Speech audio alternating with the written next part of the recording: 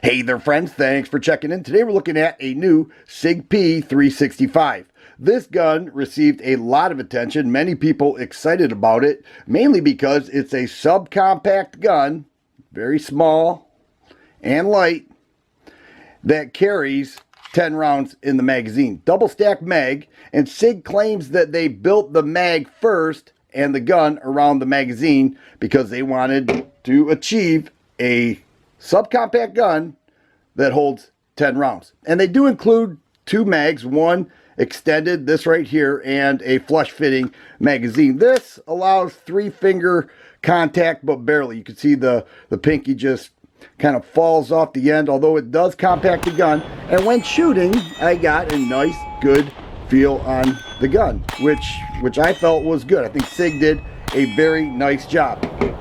One of the things that it models after, in my opinion, is the P320. It disassembles the same way. It's not meant to be modular like the P320, but even the trigger pull feels very similar. Okay, striker fire gun, and then here is the reset. Very audible. It reminds me of the P320. Now, you may have heard that Sig had to shut down production for 2 or 3 weeks. That is true. They realized that the gun was built too tight, so they had to dial down the tolerances. Another problem is that, and this is easy to do, it's easy to put your thumb over on top of the slide as you shoot. You don't even feel it when you do it, because I did it a few times, and that would tend to tighten up the slide with the action when shooting, but did not become a problem for me. However, they had mentioned people have done that with this gun, being that it is so small. Another thing, this is an early release. This one here has Sig Light night sights, all right, which is pretty good. You know, I've never had a problem with Sig Light night sights, but now they are shipping these with X-Ray 3 night sights, and if you have an earlier model, Sig will send you the X-Ray 3 night sights for free. They'll send them right to your address. You put them on there, and you actually have a nicer set of sights. But here it is. Now, if we compare this gun to a gun of similar class, here we have a Walther PPQ subcompact. You can see that it's a bit larger, 3.5-inch barrel, 3.1-inch barrel, and we'll take a look at that and see that it's quite a bit longer on the barrel. And the grip, not so much, a little bit wider with the PPQ. Having said that, I shoot the PPQ SC a little better. I do. You know, in all fairness, I only had this out to the range one time. I did enjoy it. Each round fired, ejected, fed, no problem, and it was fine.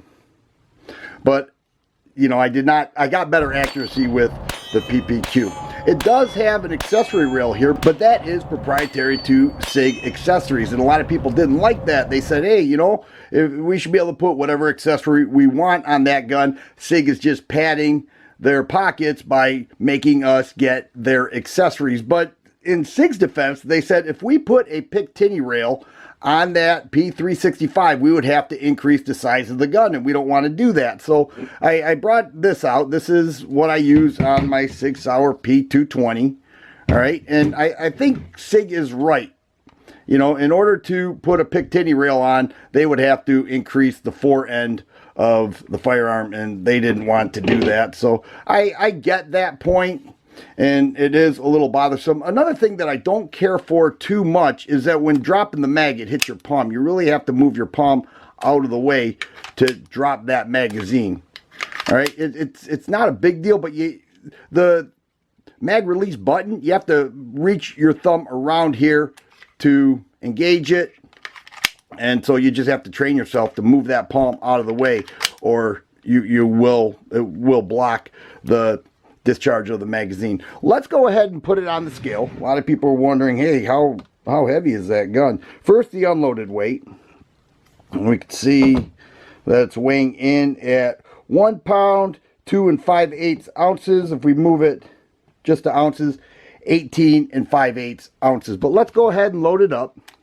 A lot of people excited about the P365 and for good reason. I got target loads here, and when I shot the gun, I thought that it fired well. Everything about it was fine. It's just that I wasn't quite as accurate as I wanted to be. However, being at the range, you need to put enough rounds through it to give the gun a fair chance, and I put a good amount through. It was fine. It was fine. It performed fine. Everything fed, fired, and ejected just fine. But here we go. We've got 10 rounds now, and we're going to put it on the scale.